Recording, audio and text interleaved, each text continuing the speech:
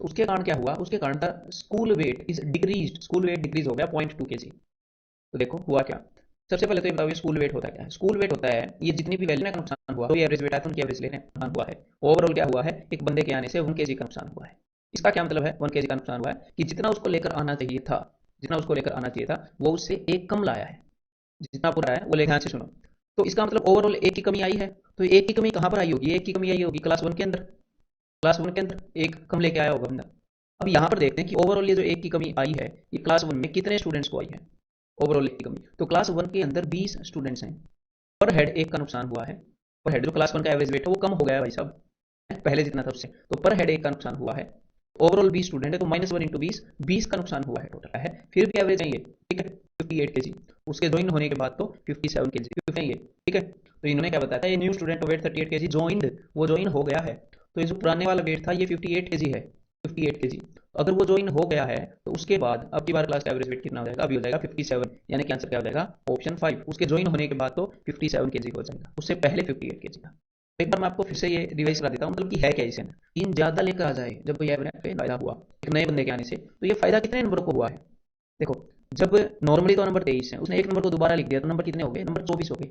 ये जो फायदा हुआ है ये 24 नंबर को हुआ है। तो ओवरऑल कितना फायदा हुआ है ये देख लेता हूँ। अगर सबके हिस्से में 1/8 फायदा आया है, एवरेज इतनी बड़ी है, तो ओवरऑल फायदा हुआ है 3 का। तो 3 का फायदा कब होगा, 3 का फायदा तब होगा जब कोई एवरेज से 3 ज्यादा लेकर आ जाए, जब कोई एवरेज से 3 ज्यादा लेकर आ जाए, मतलब वो नंबर पक्का एवरेज से 3 बड़ा है जो उसने दोबारा लिखा है। तो उसने 15, तो भाई पहले 25 नेचुरल नंबर लिखे हैं अब की बार बोर्ड पे। तो अब की बार एग्जामिनर ने पूछा कि कौन सा नंबर डिलीट कर दें ताकि जो एवरेज है वो रिमेनिंग नंबर की वो 13 1/8 से हो जाए। तो सबसे पहले तो भाई हमें ये देखना चाहिए कि अगर 25 नेचुरल नंबर लिखे हैं तो उनकी एवरेज होती कितनी है, मतलब कि बिकॉज ये एपी में है तो इनके बीच में कौन सा नंबर आता है। तो भाई एपी में तो फर्स्ट प्लस लास्ट यानी कि 26/2, तो बीच में तो वैसे तो 25 नंबर है लेकिन एक को रब कर दिया, डिलीट कर 24 में बटा था और सबके हिस्से में 1/6 आया था। तो 4 का फायदा क्यों होगा, जब एवरेज से 4 बड़ा नंबर चला जाएगा तब होगा, या एवरेज से 4 छोटा चला जाएगा तब होगा। जब कोई 4 का फायदा तब होता है जब कोई अपने हिस्से की चीज भी ग्रुप में छोड़ जाए, एवरेज से 4 कम लेकर चला जाए, ज्यादा लेकर कि कौन सा नंबर 2 बार लिख दिया है। तो भाई ये जो क्वेश्चन है इसका सबसे पहले तो मैं बेसिक ट्रिक बता दूं कि आप इसको वैसे भी कर सकते हो। इन तीनों की एवरेज दे रखी है तो आप X plus Y plus Z निकाल सकते हो। एक्स और वाई की एवरेज दे रखी है तो आप एक्स प्लस वाई निकाल सकते हो, और उसमें से आप जेड की वैल्यू पुट कर दो तो आपको वाई की वैल्यू भी मिल जाएगी। बस इसी वे को मैं, ठीक है, 68 आता है। या फिर वाई और जेड का भी लेके देख सकते हो, कोई फर्क नहीं है। यहाँ पर मैं देख लेता हूँ, ये हो गया 80, मतलब 68 आता है। या फिर वाई और जेड का भी लेके देख सकते हो, कोई फर्क नहीं है। तो यहाँ पर मैं देख लेता हूँ कि ये एवरेज से कितना कम है। तो भाई साहब ये एवरेज से कम है 6, मतलब कि दोनों 6 से ही कम होंगे, तो पक्का ये वाला एवरेज से 12 ज़्यादा होगा। इससे 74 से पक्का 12 ज़्यादा होगा। तो इसका मतलब जेड कितना है, इसका मतलब जेड है, ये हो गया 86। अब इसे जेड की वैल्यू मुझे मिल गई, उसी चीज को मैं यहाँ पर कंपेयर कर लेता हूँ कि भाई वाई और जेड की वैल्यूज को अगर बराबर बांटे तो 78 आता है, लेकिन ये जेड जो है 86 है, तो ये इससे कितना ज्यादा है, ये इससे 8 ज्यादा है, तो ये इससे 8 कम होएगा, मतलब कि ये 70 होएगा। तो यहाँ पर आंसर आ गया ऑप्शन बी। अभी आप क्या करोगे, एक बार इसी चीज को मेंटली करके देख लो, मैंने जो आपको बताई है उसके बारे में सोचो कि ऐसा क्यों हुआ, ये डेविएशन में मैंने आपको बताया था, ठीक है। और फिर उसको मेंटली खुद एक बार कोशिश करो, ये लो मेंटली एक बार करो। If the average of 43 47 and X is equal to average of 40 59 61 and Y, देखो ये तीन नंबर हैं, इनकी एवरेज इन चार नंबरों के बराबर है, ठीक है। तो हमने निकालना है डिफरेंस एक्स वाई का, अदर उसने खुद ही पता लग जाएगा, और एग्जामिनर ने बोला है कि ये इक्वल है, चलो इक्वल है। तो 4 इंटू 10, यहाँ पर आप दिमाग में ये चीज देख सकते हो, यहाँ पर वाई के साथ क्या होगा, यहाँ पर वाई के साथ होगा 3 वाई, और यहाँ पर एक्स के साथ क्या होगा 4 एक्स। तो अगर आप वाई को इधर ला, अगर यहाँ बिल्कुल इजी क्वेश्चन है, दिमाग में इसको खत्म कर सकते हो, मतलब ऐसा क्वेश्चन आपको तंग ही नहीं करेगा कभी भी। और ये टिपिकल क्वेश्चन है एसएससी का, मतलब ये डिफिकल्ट के जगह पर देता है एग्जाम में। तो ध्यान से सुनो, 6 बंदे होटल में गए, तो ये जो 6 बंदे हैं उनमें से 5 लोगों ने हर एक ने 32 रुपये खर्चे। बस ध्यान से आपको सुनने की जरूरत है। और इन सब ने कुछ एवरेज एक्सपेंडिचर किया होगा, इन सब का कुछ एवरेज होगा। तो हमेशा एग्जामिनर क्या बताता है, हम तो इसे डिफिकल्ट क्वेश्चन पहले ही छोड़ जाएंगे, अगर अपने हिस्से से कम कम पे की एवरेज है 10 से ज्यादा क्यों थी, इसका मतलब कि सब ने पर हेड 16 करोड़ भाई, एक करूंगा तो मन है, मतलब एवरेज हर खर्च किए, मैंने कितने पे किए हैं 28 रुपीज, हिसाब से मैं इसको मेंटली बता 70 ज्यादा पे किए हैं, 480 रुपये खर्चे होंगे। देखो कुछ भी लिखने की जरूरत नहीं पड़ी अगर आप कंसेप्ट को अच्छे से समझ गए हो तो। और अगर आपसे पूछता है कि आखिरी बंदे ने कितने रुपए खर्चे हैं, एवरेज कितनी है 60, और उसने एवरेज से कितने रुपए ज्यादा खर्चे थे 70।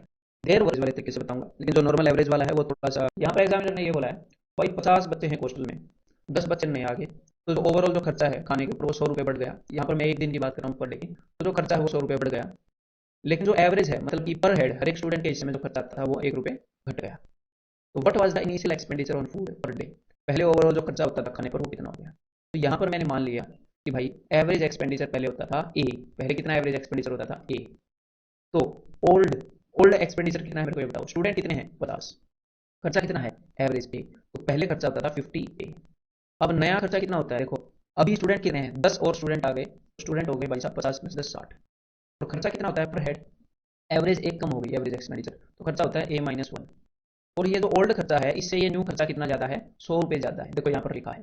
तो ओवरऑल खर्चा वो 100 रुपये बढ़ गया। मतलब अगर मैं ओल्ड वाले में 100 ऐड करूँ तो मैं इसको नए वाले के बराबर, A is equal to 160, A is equal to 16, मतलब कि जो पुरानी एवरेज थी वो थी भाई साहब 16। अब जो भी उसने पूछा है वो आप बता सकते हो। What was the initial expenditure, तो भाई पहले 50 बंदे थे, और एवरेज की व्हाट इज द न्यू, तो भाई पहले पर हेड 16 करते रहे थे।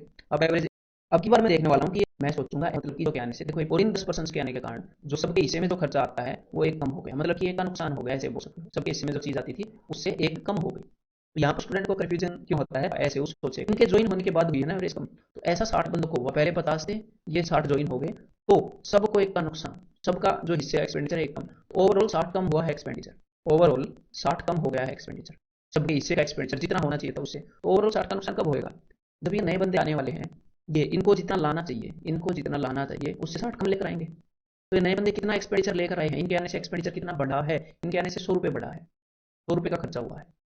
लेकिन 100 नहीं होना चाहिए था, 100 से ज़्यादा होना चाहिए था, ठीक है, तभी तो एवरेज घट गई। इनके ये सिर्फ 100 रुपये लेकर आए, सबके हिस्से का जो खर्चा है उसके लिए सिर्फ 100 लेकर आए, लेकिन 60 का नुकसान हो गया। मतलब कि एवरेज को मेंटेन करने के लिए इनको 160 रुपये का खर्चा लाना चाहिए था। तो 10 बंदे अगर 160 का खर्चा लाते तो पर हेड 16 रुपये का खर्चा, तो एवरेज कितनी है, ओल्ड एवरेज 16 जिससे हम कंपेयर कर रहे हैं, वो क्या है 16, और ओल्ड बंदे कितने हैं 50, तो ओवरऑल खर्चा कितना हो जाएगा 800। और जो नया खर्च स्टूडेंट, इन नए बंदों के आने से जो खर्चा है वो टोटल 42 बढ़ गया है, मतलब कि ओल्ड खर्चे में अगर 42 जोड़ेंगे तो नया खर्चा आ जाएगा, ठीक है। तो बस सिंपल 42 ना, अभी तो दूसरे और तीसरे के एवरेज से 15 बढ़ी है। यहाँ पर एक बात बताओ, यहाँ पर फर्क क्या है पहले और दूसरे तीसरे में, तो आपको डायरेक्ट पता लग जाएगा।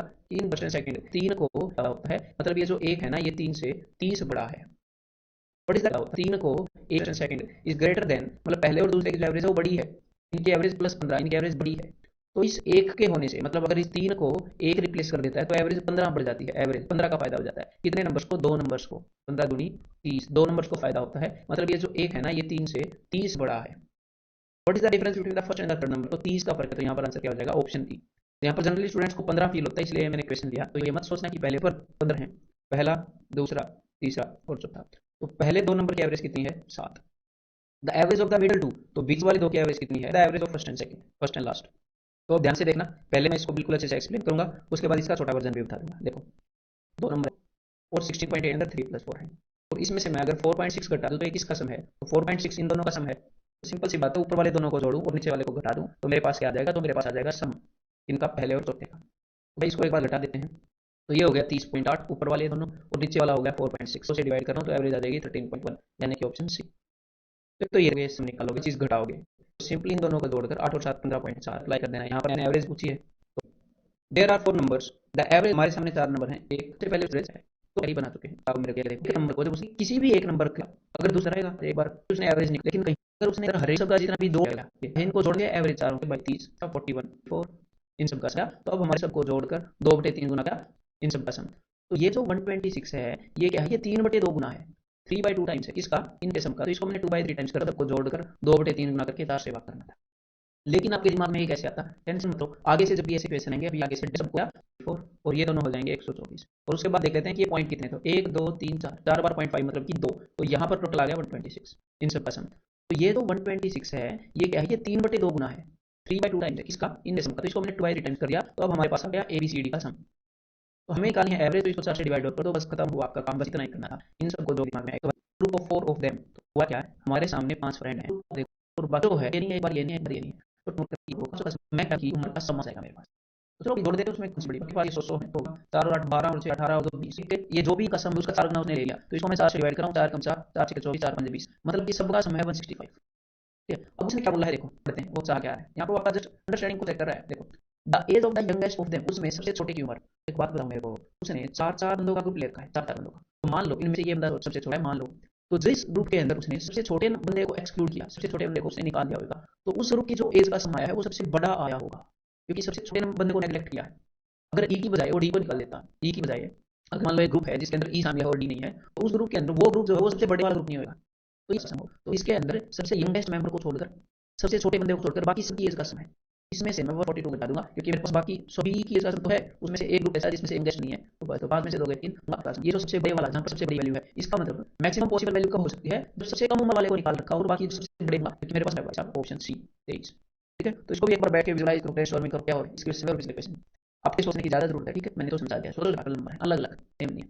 The maximum value of the second largest, तो सेकंड लार्जेस्ट मैक्सिमम वैल्यू देखो, मान लो ये पहला नेचुरल नंबर है, ये दूसरा नेचुरल नंबर है, ये तीसरा, ऐसे ऐसे टोटल ये 13वां है, ये 14वां है और ये 15वां है, तो उसने तुम्हें कम से कम डी वैल्यू फर्स्ट टोटल 19, मैं सबको एक एक दे सकता था, लेकिन यहाँ पर उसने डिफरेंट नेचुरल नंबर बोल दिया, विभिन्न प्राकृतिक संख्याएं, इसलिए मार्क आ गए, नहीं तो एक एक भी दे देते सिर्फ नेचुरल नंबर बोलता है तो देख लो भाई 195 में से कितने यहाँ पर खर्च हो गए, एक से लेकर 13 तक एवरेज होती है 7, मिडल नंबर, टोटल नंबर है 13, तो 13 7 91, यहाँ पर 91 खर्च हो 195 में से, तो बाकी जितने भी बचे हैं वो यहाँ पर दोनों को देंगे, तो 195 में से कितने बचे भाई, यहाँ पर बचे 104, 104 को दो ऐसे हिस्सों में बांटना है कि भाई ये वाला हिस्सा ये बड़ा हो, ये मैं सोचा था देखो ये डी वैल्यू एक नंबर के पास हो, कम से कम देने की कोशिश करूंगा बाकी से, तो मैंने 190 क्या नेचुरल नंबर ये तीसरा, ऐसे ऐसे टोटल, ये नहीं क्या बोला है, उसने बोला है but is the maximum value of second largest, तो मैंने मान लिया ये सबसे बड़ा है और ये सेकंड लार्जेस्ट है, तो इसकी मैक्सिमम, तो मैंने 195 वैल्यू को ऐसे 15 जगह पर बांटना है, कुछ इसको देना है, कुछ इसको, कुछ इसको, और यहाँ पर मैंने मैक्सिमम निकालना है, तो मैं कम से कम नहीं करूंगा ना, कम से कम डी वैल्यू एक नंबर के पास होनी चाहिए, इसलिए और इसे थोड़ी सी यहाँ पर टोटल 195 में खर्चने के लिए तो कम से कम खर्च करूँ यहाँ पर, तो सबसे छोटा नेचुरल नंबर 1 2 3 कितने दूंगा 13,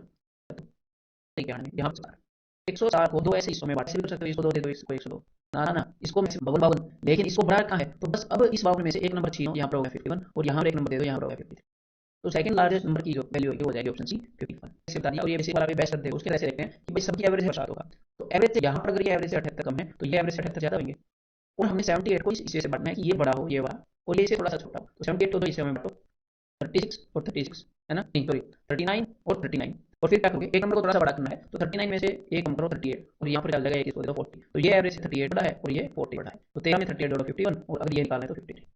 ठीक है, तो उस वजह से भी कर सकते हैं, एक बार ये क्वेश्चन ट्राई करो जरा, अगर भाई पिछला आपने समझा है तो the average of A list of 6 distinct integer, तो 6 अलग अलग इंटीजर है, ये पहला है, ये दूसरा है, तीसरा, चौथा, पांचवा, छठा, इन सब की एवरेज है 42, तो सबका सम कितना हो जाएगा, सबका सम हो जाएगा 252। ठीक है, इसका स्मॉलेस्ट नंबर 21, सबसे छोटा नंबर 21 है, and no other number is less than 25, और कोई भी नंबर 25 से छोटा नहीं है। ठीक है, और सारे डिस्टिंक्ट हैं, अलग अलग हैं। What would be the greatest possible number in the list, तो मान लो सबसे ग्रेटेस्ट पॉसिबल ये है, तो 25 तो 25 से कम नहीं है, और अगले को मैं दूंगा 26, अगले को 27, अगले को 28। ठीक, एक 21 और बाकी 25 से कम नहीं है, तो मैंने इनको दे दिया। अब बाकी जितना भी बच गया लास्ट वाले को दे देंगे, तो एक बार इसको जोड़ दो, तो 20 कितनी बार है, 20 आया 5 बार रहेगा, मतलब कि लार्जेस्ट पॉसिबल वैल्यू है, इस कंडीशन के अंदर company C sells a line of 25 products, मतलब कि जो कंपनी सी है वो 25 प्रोडक्ट बेचती है। ठीक है, with an average retail price of 1200, और औसत मूल्य है वो है 1200। If none of these products sell for less than 420, कोई भी प्रोडक्ट 420 से कम का नहीं बिकता, एंड एग्जैक्टली 10 प्रोडक्ट जो हैं वो 1000 रुपए से कम में बिकते हैं, तो what is the greatest possible selling price of the most expensive product, मतलब कि एक प्रोडक्ट को हमने मैक्सिमम रुपए देने हैं, तो उसी टाइप का क्वेश्चन है जैसे पिछले किए हैं दो, तो चलो कर लेते हैं। सबसे प्रोडक्ट से 10 प्रोडक्ट हो जाएंगे, 10 में से 10 गए 15, यहाँ पर तो हमने कम से कम दे दिया 420 में बेच रहे हैं, बाकी बच गए 14 प्रोडक्ट। इन 14 प्रोडक्ट को कितने में बेचूंगा, क्योंकि उसने ये बोला था कि जो 10 प्रोडक्ट है वो 1000 से कम में बिकते हैं, तो वो 10 तो हो गए, बाकी इसको 1000 में बेचूंगा। अब ये तो 1000 से कम में नहीं बिक रहे ना, 1000 में बिक रहे हैं, तो एवरेज ओवरऑल 14 प्रोडक्ट 1000 के हैं, तो 14 इंटू 1000 इसमें घटाएं तो भी बताया। अब देखो ये जो 580 का 14 प्रोडक्ट है, तो टोटल माइनस इतने कम में बिक रहे हैं, वो ज्यादा में बिक रहा है, एक तो 2800 है इसको बैलेंस करने के लिए, और 11800, तो 11800 प्राइस हो सकता है मैक्सिमम इन कंडीशन के अंदर। सही नहीं, सिंपली मिसलेनियस है, एग्जाम की बात को फॉलो करना चाहिए, इसी टाइप का नहीं है, जस्ट स्टेटमेंट को फॉलो करना है। देखो average score of Rahul, Manish and Suresh, तो राहुल, मनीष और सुरेश का एवरेज स्कोर है भाई साहब 63। ठीक है, Rahul score is 15 less than Ajay, अब ये अजय बताने कोई और बंदा है, ठीक है, उसके स्कोर से 15 कम है राहुल का स्कोर, चलो ठीक है, अब इसे तो हमें कुछ पता नहीं लगा, एंड 10 मोर देन मनीष, और मनीष से 10 ज्यादा है राहुल का स्कोर, इससे कुछ नहीं पता। If Ajay score 30 marks more than the average score of Rahul, Manish and Suresh, Ajay के जो नंबर है राहुल, मनीष और सुरेश के एवरेज से 30 ज्यादा है, अब बनी कुछ बात, 63 से 30 ज्यादा 93। हाँ, अब ये अजय के रिलेशन में कुछ बता रहे थे, वो भी निकलाएगा। देखो ये क्या बता रहे थे, Rahul score is 15 less than Ajay, तो राहुल का स्कोर अजय से 15 कम है, तो इसमें से 15 घटा दो भाई, ये आ गए 78, and 10 more than Manish, Rahul का स्कोर इससे 15 कम है लेकिन मनीष से ज्यादा है, तो मनीष का स्कोर है 68। तो अब आपने बताना क्या है, अब आपने बताना है what is the sum of Manish and Suresh score, Manish और सुरेश स्कोर का सम, तो आप बता दोगे, सुरेश का स्कोर निकालो एक बार, तो एवरेज से ये कितना ज्यादा है, एवरेज से ज्यादा है भाई साहब प्लस 15, ये एवरेज से कितना ज्यादा है, ये एवरेज से ज्यादा है प्लस 5, 15 और 5 20 ज्यादा हो गया, ये दोनों मिलाकर, तो मतलब ये तीसरे बार 20 कम होगा, ऑप्शन बी। तो दैट्स इट एक्सरसाइज के अंदर। अब हम मिलते हैं क्विक रिवीजन पॉइंट्स में।